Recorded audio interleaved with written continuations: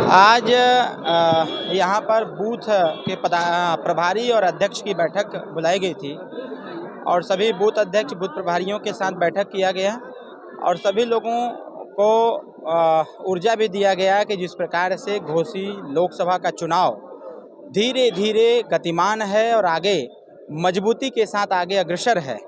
कहीं न कहीं इससे हम सभी लोगों को अपना आपा खोने की आवश्यकता नहीं है। सभी लोग अपनी अपनी जिम्मेदारी का निर्वहन करते हुए समस्त घोसी की जनता के साथ उनके साथ शिष्टाचार पेश आते हुए हम सभी लोग चुनाव निशान छड़ी पर मतदान करने का अपील करते रहें। इन्हीं मुद्दों को लेकर के आज यहाँ पर बैठक बुलाई गई थी। घोसी के विकास के लिए क्या सोचा हुआ है आपने? वैसे कौन से मुद्दे हैं जो घोसी के विकास के लिए आपके सामने? देखिए, घोसी के विकास के मुद्दे बहुत हैं। कितना सोचा जाए, सोचने से कोई काम नहीं होता है, करने से होता है। तो हम सोचते कम हैं क्योंकि दिख बहुत ज़्यादा रहा है, करने का अवसर यहाँ बहुत ज़्यादा है। इसलिए अवसर बहुत ज़्यादा है, पिछले 10 सालों से जो माननीय प्रधानमंत्री जी देश को विकसित भारत का जो संकल्प उन्होंने ले रखा है, कहीं न कहीं घोसी उससे पीछे जा रहा था। यहाँ की रिक्वायरमेंट थी, यहाँ की ज़रूरत थी कि यहाँ एक ऐसा प्रत्याशी हो, एक ऐसा माहौल बने जिससे घोसी लोकसभा सीट को जीत करके देश के विकास के साथ साथ घोसी का विकास सुनिश्चित हो सके। कहीं न कहीं यहाँ पर माननीय cabinet minister A K. Sharma ji के द्वारा बहुत सारे कार्य किए जा रहे हैं और हम उनको धन्यवाद देते हैं क्योंकि हम भी पूरे क्षेत्र का भ्रमण कर रहे हैं। कहीं न कहीं उनके द्वारा जो कार्य स्टार्ट किए गए हैं, जो कार्य की शुरुआत की गई है, हमारा प्रयास ये होगा कि जनता आशीर्वाद देगी, सहयोग देगी, चुनाव जीता जाएगा और माननीय मंत्री जी के साथ कंधे से कंधा मिला करके, माननीय मंत्री श्री ओम प्रकाश राजभर जी के साथ कंधे से कंधा मिला करके इस घोसी लोकसभा का जो सपना, इसके विकास का सपना जो माननीय स्वर्गीय श्री कल्पनाथ राय जी ने देखा था, उसको पूरा करने का प्रयास किया जाएगा। 2 चरण का जो चुनाव हुआ है, विपक्ष का कहना है कि बीजेपी साफ हो रही है। विपक्ष उल्टे बोल रहा है, विपक्ष साफ हो रहा है। विपक्ष जो है साफ हो रहा है, जो बार बार संविधान की दुहाई दे रहे हैं ना विपक्ष के लोग, संविधान खतरे में है, संविधान खतरे में है। मेरा मानना यह है कि भारत का संविधान, भारत के संविधान की रक्षा करने के लिए हम लोग हैं, हमारा एनडीए परिवार है। संविधान असली में खतरे में अगर है तो समाजवादी पार्टी का संविधान खतरे में है। वो अपने संविधान की दुहाई दे रहे हैं कि हमारा संविधान खतरे में है। अगर हमारा संविधान चला जाएगा तो कहीं न कहीं स्थिति वही हो जाएगी कि एक राज्य स्तरीय पार्टी फिर आकर के क्षेत्रीय पार्टी में सम्मिलित हो जाएगी। तो संविधान खतरे में नहीं है, हमारा भारत का संविधान के ही अनुसार ये लोकतंत्र में चुनाव हो रहे हैं, सरकार का गठन भी होता है, सरकार का संचालन भी होता है, सामाजिक, शैक्षणिक, राजनीतिक, आर्थिक दृष्टिकोण से उसका विकास भी होता है। इसके साथ साथ भारतीय संविधान के जो प्रथम पेज पर है, समता, स्वतंत्रता, बंधुत्व और न्याय, अगर देखा जाए तो पूर्व की सरकारों ने कहीं न कहीं विद्वेष की भावना उत्पन्न किया था, लेकिन हमारी एनडीए की सरकार ने भारतीय संविधान के मूल प्रस्तावना को रखने का प्रयास किया और उसको सुचारू रूप से आगे बढ़ाने का भी बंदोबस्त किया हुआ है। विधानसभा में 1 लाख से अधिक वोट से जीत का दावा किया जा रहा है, कैसे? ये जनता कह रही है भाई, ऐसा कोई गांव नहीं है जहां पर विरोधाभास। सभी लोग चाहते हैं परिवर्तन। देश का विकास देख करके घोसी के लोग कहीं न कहीं इस चीज़ से परेशान हैं कि आखिर हमारे घोसी का विकास क्यों नहीं हो पाता है। जहाँ जहाँ पर तमाम तरह की व्यवस्थाएं चलाई जा रही हैं, वहाँ जब मीडिया में खबरें चलती हैं, आप ही लोगों के माध्यम से जब खबरें वायरल की जाती हैं कि फलाना लोकसभा में इतने करोड़ की योजना आई, उस लोकसभा में इतने करोड़ की योजना आई, उस लोकसभा से एक्सप्रेसवे निकल गया, उस लोकसभा में ये हो गया, तो हमारे घोसी लोकसभा की जनता अब जागरूक हो चुकी है। ये जान गए हैं कि यहाँ मुझे योग्य प्रत्याशी को जिता करके सरकार के साथ शामिल करना है। जब सरकार में प्रत्याशी जीत करके जाएगा तभी हमारे घोसी का विकास हो पाएगा। ये विरोधी दल के लोग जो लोग हैं वो कहीं न कहीं अपनी मन मानसिकता खो चुके हैं। उनको ये पता हो गया है कि भाई विपक्ष में है तो लड़ना ही है। अभी हमारे नेताजी ने कहा ना, अभी एक गेहूं काटने का वीडियो वायरल हुआ था, विपक्ष के प्रत्याशी ने गजब का टिप्पणी किया था। हम तो उनसे कहे कि भाई हमारे नेता अगर जूता पहन के, कपड़ा पहन के गेहूं काट रहे हैं, तुम कुर्ता उतार के गेहूं काट दो। हमारे नेता गांव का भ्रमण कर रहे हैं, तुम भी भ्रमण कर लो। तो कहने का मेरा आशय ये है कि Suheldev Bharatiya Samaj party, Bharatiya Janata party, NDA परिवार पूरी ताकत के साथ घोसी लोकसभा सीट को जीत करके हमारे हर कार्यकर्ताओं ने संकल्प लिया है कि हमारा बूथ सबसे मजबूत और हर बूथ को जीत करके घोसी लोकसभा में झंडा गाड़ा जाएगा और देश की रफ्तार के साथ साथ, देश की विकास की रफ्तार के साथ साथ घोसी के विकास की रफ्तार को और तेज किया जाएगा, ताकि इस बार की सरकार में घोसी में वो सारी योजनाएं आवें, वो सारी व्यवस्थाएं आवें वो सारा बजट आवे जिससे घोसी का सर्वांगीण विकास हो।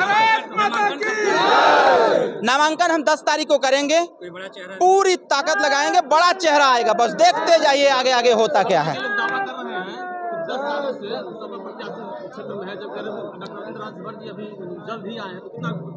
जनता तो ये कह रही है, उल्टे बोल रहे हैं। जनता कह रही है कि बेंगलोर से जब जहाज उड़ती है तो लखनऊ आती है, लखनऊ से जब गाड़ी एसी वाली बैठती है धंधना करके आ जाती है घर आकर के उनके कुछ 4-5 लोग हैं, मैं नहीं कह रहा हूँ, ये जनता कह रही है हमसे, 4-5 लोगों का आशीर्वाद लेते हैं, उन्हीं को जिम्मेदारी देते हैं, और फिर उसके बाद उसी गाड़ी से वापस होते हैं, फिर लखनऊ जाते हैं, टिकट कराते हैं बिजनेस क्लास का, फिर बैठ करके सीधे बेंगलोर चले जाते हैं। जनता अच्छी प्रकार से आकलन कर रही है, देख रही है।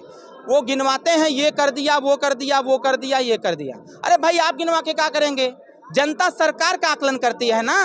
उनकी सरकार ने तो गुंडाई दिया, उनकी सरकार ने तो अपराध दिया, उनकी सरकार ने तो अशिक्षा दिया, उनकी सरकार ने बेरोजगारी दिया, उनकी सरकार ने निरंकुशता दिया, उनकी सरकार ने महिलाओं का उत्पीड़न दिया, उनकी सरकार ने बच्चों को कुपोषण दिया, उनकी सरकार ने कहीं ना कहीं थाने में बैठ करके दलाल दिया। हमारी सरकार ने जीरो टॉलरेंस की नीति अपना करके सर्वांगीण विकास कैसे होगा, आम जनता कैसे खुशहाल रहेगी, उसके बारे में सोचा। जनता ने अगर मोदी जी की सरकार बनाई, योगी की सरकार बनाया और हमारे नेताजी को माननीय मुख्यमंत्री जी ने मंत्री बनाया है, पंचायती राज विभाग दिया है, तो ये सोच के दिया है कि गांव से जुड़ा हुआ व्यक्ति है, गांव का विकास करेगा। वो आकलन ओम प्रकाश राजभर एनडीए से करना छोड़ दें, उनके सामने भी छोटे से बच्चे नजर आएंगे। अरविंद राजभर, मऊ में आप एक भाषण दिए थे दरगाह में, और आपने कहा था कि जब तक राजभर समाज को आरक्षण नहीं मिल जाता तब तक हम मंत्री पद का शपथ नहीं लेंगे। कुछ ही दिन पहले आपने भाषण दिया, मैंने जरूर कहा था राजभर समाज को कितना समय लगेगा? भैया जी पुरानी समस्या जो समाजवादी पार्टी ने तैयार कर रखी थी, उस समस्या के समाधान के लिए समय लगेगा, और हम लोगों ने अंडर प्रोसेस करते हुए जो हम लोगों का काम है उसको हम लोग कर रहे हैं। चुनाव नहीं आया होता तो आने वाले समयों में चुनाव नहीं रहता तो मेरा यह मानना था कि जो सोच संस्थान में हमारी फाइल अभी अटकी हुई है, सोच संस्थान से फाइल ये सीधे दिल्ली जाती और इस पे बात होती, बात होकर के हमारा आरक्षण प्राप्त भी होता। ये जो लोग भी कह रहे हैं उन लोगों को भी पता है कि जिस प्रकार से सभी लोगों ने लग करके सर्वेक्षण कराया, 17 जनपदों का सर्वेक्षण हुआ, सोच संस्थान में फाइल गई, समाज कल्याण विभाग ने स्क्रूटनी किया, जातियों का संकलन किया, आकलन किया, सामाजिक, शैक्षणिक, राजनीतिक और आर्थिक दृष्टिकोण से उसका सर्वेक्षण किया। जब सोच संस्थान से फाइल दिल्ली भेजना हुआ तो आचार संहिता लग गया।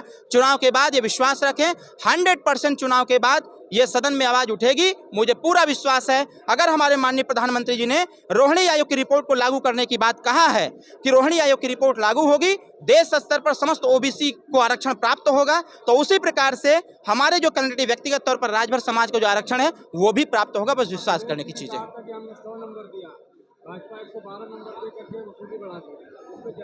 ये परंपरा अखिलेश यादव जी ने ही दिया था, 100 नंबर पकड़ो, चाँप करके वसूली करो। हमारी सरकार ने तो रोका है इसको। अब कोई पैसा लेके दिखाए। अभी 4 महीना पहले अखिलेश जी को भी पता होना चाहिए, 4 महीना पहले ऐसी टीम का गठन हुआ है जिसका हेड ऑफिस गोरखपुर है। अब अधिकारी भी कमीशन लेने में थर्रा जा रहे हैं। जो पुलिस वाला आम पब्लिक को घसीट के ले जाता था, आज ऐसी स्थिति योगी जी ने कर दिया है कि उसी पुलिस वाले को वही पुलिस वाला घसीट के लेके जा रहा है। ये अंतर है भाजपा सरकार में। देखने को मिले थे आपके कार्यकर्ता को पुलिस वाले ने पीट दिया। कहाँ? दिन पहले की बात है, फर्रुखाबाद। अरे भाई, तो उस पुलिस वाले का अंजाम क्या हुआ नहीं देखा क्या आपने? अरे भाई पूरी बात किया करिए ना। जिसको भ्रम था इस पीले गमछे का, राजभर जी ने ऐसा चांपा हुआ कि वहाँ सिर्फ इंस्पेक्टर ही नहीं, इंस्पेक्टर के साथ दरोगा भी निलंबित हुए, इंस्पेक्टर निलंबित हुआ, 4 सिपाही भी निलंबित हुए। राजभर ने तो ये भी कहा कि वो मेरा कार्यकर्ता है, दरोगा को चापने की जरूरत इसलिए पड़ गई थी क्योंकि पीला गमछा वो लगाया था, और पीला गमछा सनातन की पहली पहचान है। पीले गमछे का अपमान हुआ था, नेता का नहीं, पीले गमछे का अपमान हुआ। और पीला गमछा पीताम्बरधारी जितने भी देवी देवता हैं, ये पूरा देश उनका सम्मान करता है, उनकी पूजा अर्चना करता है, उनके सामने घुटना टेकता है, उनसे आशीर्वाद मांगता है अपने परिवार के कल्याण के लिए, अपने क्षेत्र के कल्याण के लिए, अपने देश के कल्याण के लिए।